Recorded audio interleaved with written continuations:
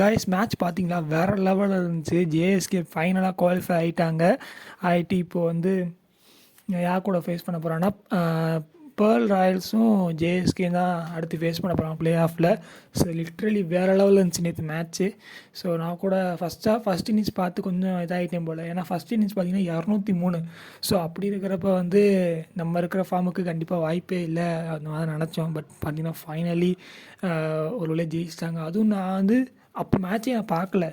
ஒரு ஹோப்பே போயிடுச்சு, ரைட்டு இப்படின்னு தோக்க தான் போகிறாங்க அப்படின்னு நினச்சி பார்க்குறப்ப என்னென்னா ஃபஸ்ட்டு 6 ஓவர்லேயே வந்து 75 ரன்னு. ஸோ லிட்ரலி அங்கேயே தெரிஞ்சிச்சு ஆல்மோஸ்ட் ஜெயிச்சிட்டோம். பட் இருந்தாலும் லைட்டாக சொதப்பிடுவாங்களோ அப்படி ஒரு பயமும் இருந்துச்சு.